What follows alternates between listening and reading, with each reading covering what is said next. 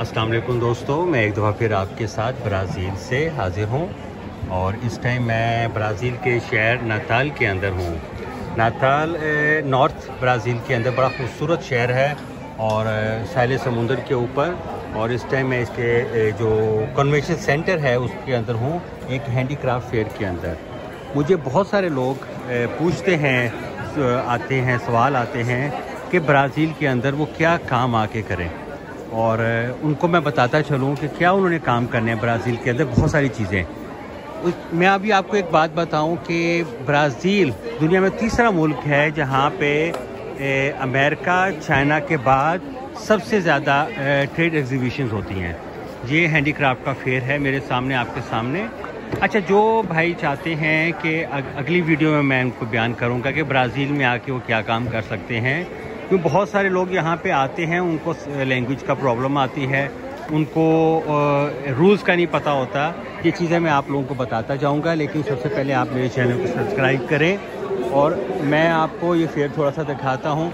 ये यहाँ का हैंडीक्राफ्ट फेयर है। यहाँ के जो ब्राज़ील की बनी हुई चीज़ें हैं उनके बारे में फेयर लगा हुआ है, तो पूरी दुनिया से लोग इसमें आए हुए हैं। काफ़ी बड़ा फेयर है और बिल्कुल साहिल समुंदर के बिल्कुल सामने।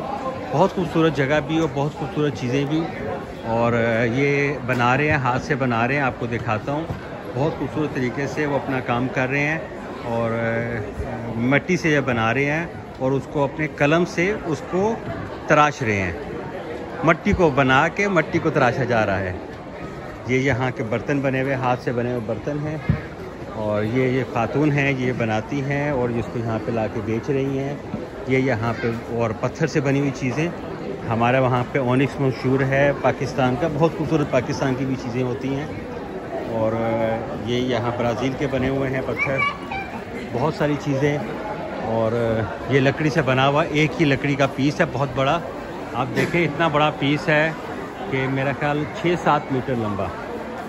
और ये काफ़ी लंबा आगे फेयर चल रहा है। और ये जो हमारी वेस्टेज वाली चीज़ें होती हैं, ये उनसे बनी हुई है, चीज़ें बनी हुई है। इसमें मोटरसाइकिल की चेन्स हैं, जो उनकी मुख्तलिफ पार्ट्स होते हैं जो हम लोग फेंक देते हैं, उससे उन्होंने एक रोबोट सा बनाया हुआ है। तो अब अगली वीडियो का मेरा इंतज़ार करें, लेकिन उससे पहले सब्सक्राइब करें, चैनल को करें, ताकि मैं आपको अगली वीडियो में बताऊं कि आप ब्राज़ील में आके क्या क्या काम कर सकते हैं।